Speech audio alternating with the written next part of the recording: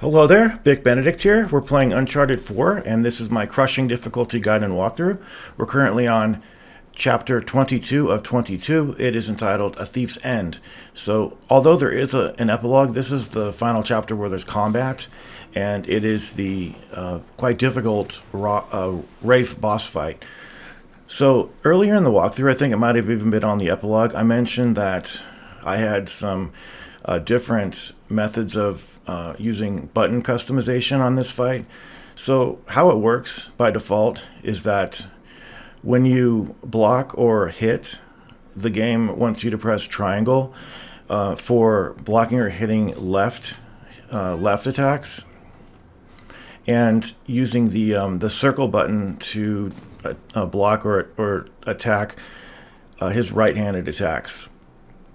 So a good thing that you can do is to remap the triangle button and put that on L1, and then remap the circle button and put that on R1, so it's a little bit more intuitive rather than buttons that are on top and bottom of each other, having the buttons on one side of the control and the other button on the other side of the control. So it works really good for me, and I was able to no damage this fight because, well, through a lot of practice and trial, but also that control scheme really helped me out. So on this first section, you can see where it says dodge left attacks, dodge right attacks. You're just going to be dodging at first because you don't have the sword. And this is broken into 3 distinct checkpoints that increase as you proceed through these checkpoints. And although you can take damage, it's not much. You can take about 1 hit, and then the next hit will finish you off.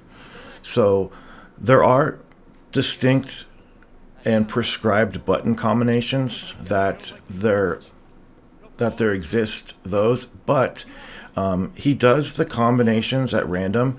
So unless you're pause whoring or something, you can't tell what he's going to do as far as, you know, what decision the computer is going to make about what combo it's going to use. So it's actually in your best interest not to look up the combinations and memorize them, because this all happens so quickly and on the fly that even though you are memorizing them, they are going to be random. So it's not going to help you as much as just using your God-given instincts and reflexes. So this is the second part of the fight. It isn't too difficult. We have now a 3-hit combo that this guy does, and you do a combo,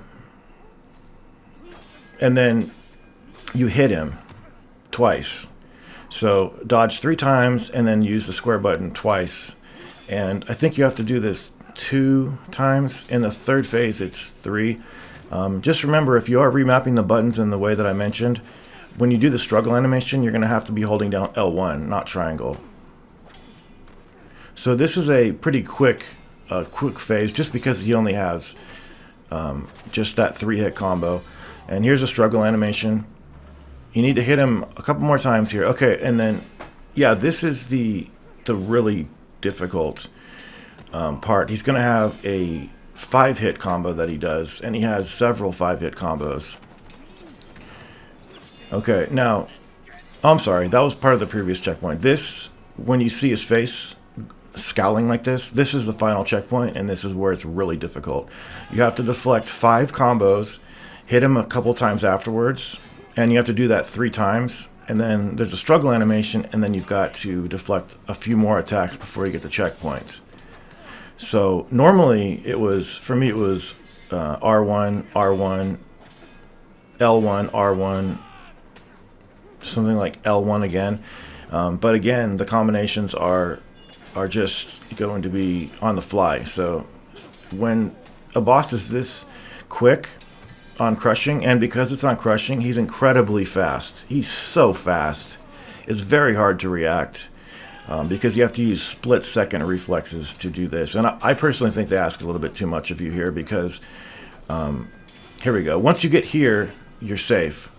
But did you notice we did 3 cycles of those combo deflections, and we still had to hit him a couple more times afterwards.